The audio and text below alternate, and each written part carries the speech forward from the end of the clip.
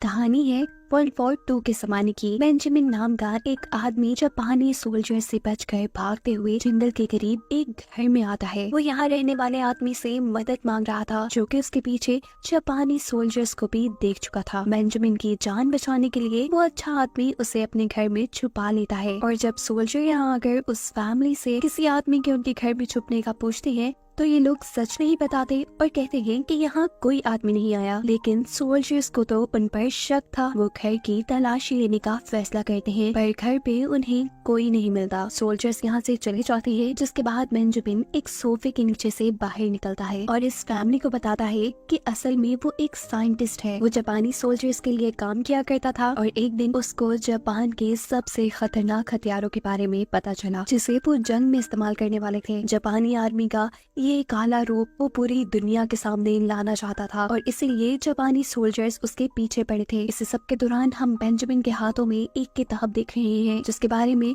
वो किसी से भी बात नहीं कर रहा। वो अब इस फैमिली से कुछ और दिन यहाँ पे रहने की इजाजत मांगता है और ये लोग मान भी जाते हैं। और कुछ दिन गुजरने के बाद दोबारा जापानी सोल्जर्स इनके घर की तलाशी लेने आ जाते हैं। सोल्जर्स को दूर से आता देखते हुए वो आदमी अपनी वाइफ को बेंजामिन को छुपाने को कहता है, जिसने बेंजामिन को अपनी बेटी के रूम में छुपाया था। जापानी कर्नल अब फैमिली से इन्वेस्टिगेशन में लग जाते हैं और उन्हें बताते हैं कि मुझे लाई डिटेक्टर से कम ना समझो, मैं इंसानों के बिहेवियर से उनका झूठ पकड़ लेता हूँ। जाहिर सी बात थी, ऐसी बातें करके कर्नल उसको डराना चाह रहे थे और ये फैमिली डर भी चुकी थी। उनका इन्वेस्टिगेशन करने का स्टाइल पे काफी चेंज था। वो बच्ची के साथ कार्ड खेलना शुरू करते हैं और गेम के रूल सिखाते हुए वो बच्ची से कहता है कि अक्सर लोग इस गेम में गलती कर जाते हैं। वो जानते भी हैं कि उनके कार्ड्स अच्छे नहीं हैं, लेकिन वो फिर भी क्लोज नहीं करते। यानी कि कर्नल इन्हें हिंट दे रहे थे कि सारी सच्चाई साफ साफ बता दी, पर इनमें से कोई अपना मुंह नहीं खोलता। कर्नल जब यहाँ से जाने ही वाले होते हैं तो इन्हें छत में से कोई आवाज आती है। वहीं पे तो असल में बेंजामिन छुपा हुआ था और गलती से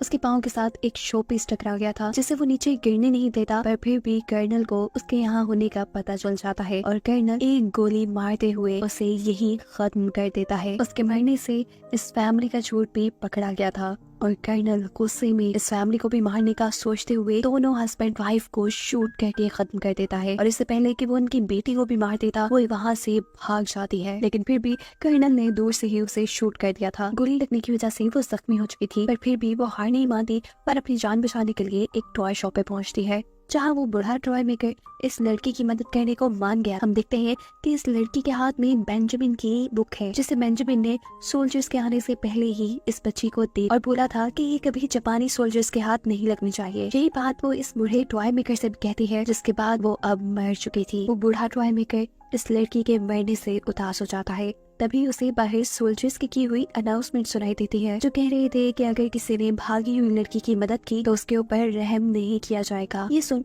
वो टॉय मेकर और भी ज्यादा डर जाता है और रात के अंधेरे में इस लड़की की डेड बॉडी को एक वीरान जगह ले जाकर जमीन में दफना देता है। सुबह होती है, हम टॉय मेकर को उसकी शॉप पे देख रहे हैं, जहाँ वो अपनी ही बनाई डॉल से बात कर। वो इन डॉल्स को खुद बनाया करता था और बिल्कुल अपने बच्चों की तरह मानता था, पर अब जंग की वजह से कोई भी उसकी डॉल्स नहीं खरीद रहा था। उसकी शॉप पे एबिगेल नाम की एक लड़की भी काम करती थी, जो उससे जॉब छोड़ने का कह रही थी, क्योंकि काफी टाइम से टॉय मेकर ने उसकी पे नहीं दी थी। और टॉय मेकर एबिगेल को अपनी बेटियों की तरह मानता था। वो किसी तरह उसे ये जॉब कंटिन्यू करने के लिए बना लेता है। खैर अब रात में वो बेंजामिन की किताब खोलता है, जो उसे उस लड़की से मिली थी। इस बुक के अंदर कोई बम बनाने का फॉर्मूला नहीं था, बल्कि हैरान तौर पर कुछ जादुई स्पेल्स लिखे हुए थे। दूसरी तरफ दिखाया जाता है कि कर्नल को ये रिपोर्ट मिली है कि वो लड़की उन्हें कहीं नहीं मिली, जो सुन कर्नल गुस्से में आ जाते हैं और घरों की तलाशी लेकर पाताल में से भी उस लड़की को निकालने का हुक्म देते हैं। यहाँ टॉय मेकर को इसी किताब के अंदर से एक ऐसा स्पेल मिला है, जिसकी मदद से वो बेजान चीजों को भी जिंदा कर सकता है। टॉय मेकर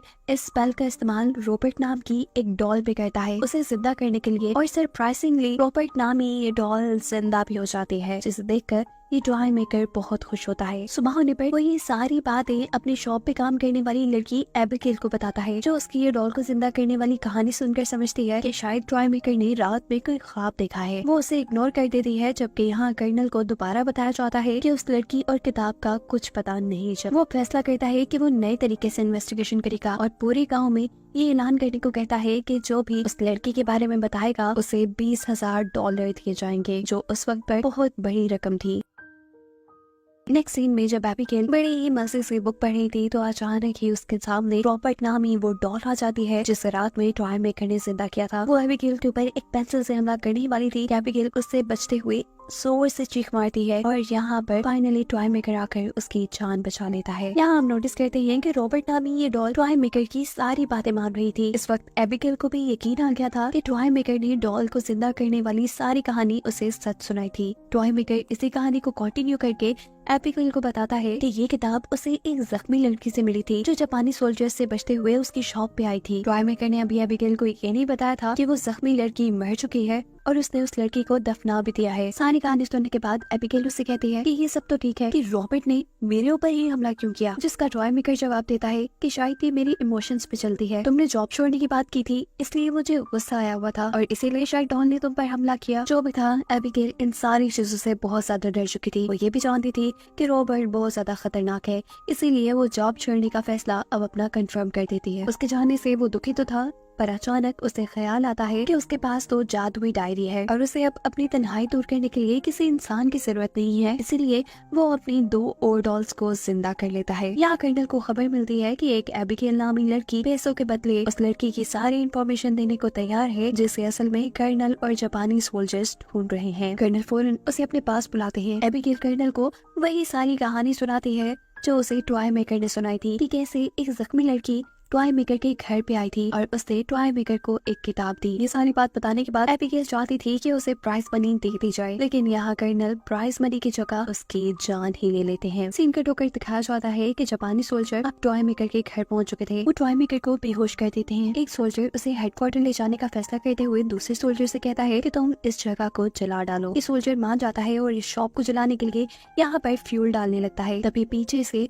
रॉबर्ट उसके सर पे डंडा मार देती है। उसे बेहोश करने के बाद वो अब बाकी 2 डॉल्स के साथ मिलकर टॉय मेकर को बचाने के लिए हेडक्वार्टर जाने का फैसला करती है। दिखाया जाता है कि टॉय मेकर के पास कर्नल आए हैं जो उससे टॉर्चर करके लड़की के बारे में पूछ रहे थे। काफी देर तक टॉय मेकर खामोश रहता है और फिर जब कर्नल एक हथौड़ी से उसका पाँव तोड़ने की बात कहते हैं तो टॉय मेकर बोल पड़ता है और बताता है कि एक दिन एक जख्मी लड़की मेरी शॉप पे आई थी। उसके पास एक किताब थी जो किताब वो मुझे देकर मर गई। कर्नल टॉय मेकर से और भी सवाल करने लगते हैं और फिर बातों ही बातों में उसे बताते हैं कि उस बुक के अंदर कोई बम बनाने का फॉर्मूला नहीं है, बल्कि वो किताब तो एक यूसुफ नाम के आदमी ने लिखी थी। हजारों जादू के तरीके पढ़ने के बाद उसमें बहुत से जादुई स्पेल्स हैं जिनकी मदद से जिंदगी भर जिंदा भी रहा जा सकता है और मरे हुए लोगों को जिंदा भी किया जा सकता है। ये बात तो टॉय मेकर पहले से ही जानता था। उसे डर था कि कर्नल उसे मार न दे, इसीलिए वो कर्नल को ये बात नहीं पता था कि वो स्पेल्स का इस्तेमाल पहले ही कर चुका है और उसने 3 डॉल्स को भी जिंदा किया है। यहाँ दिखाया जाता है कि टॉय मेकर की तीनों जिंदा की हुई डॉल्स इस हेडक्वार्टर तक पहुंच चुकी हैं, जिनकी भनक सोल्जर्स को भी हो जाती है। एक सोल्जर जब चेक करने के लिए वहां जाता है तो एक डॉल बिना वक्त जाया किए उसका गला पकड़कर काट देती है, जिसके बाद दूसरी डॉल कर्नल के रूम की तरफ बढ़ती है जहां मेजर बैठे हुए थे। मेजर चलती हुई इस डॉल को देखकर बहुत ज्यादा डर चुके थे। वो अपनी गन से बहुत मरतबा इस डॉल पे हमला करते हैं पर ये डॉल नहीं मरती और आखिर मेजर का भी गला काट के उन्हें मार देती है, जिसके बाद ये तीनों इंटेरोगेशन रूम की तरफ बढ़ते हैं ताकि वो टॉय मेकर को बचा सके, जहाँ कर्नल पहले से ही टॉय मेकर को मारने के लिए अपनी गन निकाल चुका है। इससे पहले कि वो टॉय मेकर को मार देता, पीछे से रॉबर्ट आकर उसकी टांगों के ऊपर हमला कर देती है। इन 3 जिंदा डॉल्स को देखकर कर्नल भी बहुत ज्यादा डर चुके थे। ये तीनों डॉल्स मिलकर कर्नल को स्टैब करना शुरू कर देती हैं और ये देखकर टॉय मेकर बहुत ज्यादा खुश होता है कि उसकी बनाई डॉल्स बच्चों की तरह उसको बचाने के लिए आई थी। जख्मी हालत में कर्नल अब ये जान चुके थे कि वो जिंदा नहीं बच पाएंगे, इसीलिए वो रॉबर्ट नामी डॉल से कहते हैं कि बस मुझे यहीं मार दो। रॉबर्ट भी उसकी बात मानते हुए उसी की गन उठाकर आखिर में उसी को शूट कर देती है। ये सब कर्नल को उसके बुरे कामों की सजा मिली थी। अब ये तीनों डॉल जैसे ही टॉय मेकर की तरफ बढ़ती हैं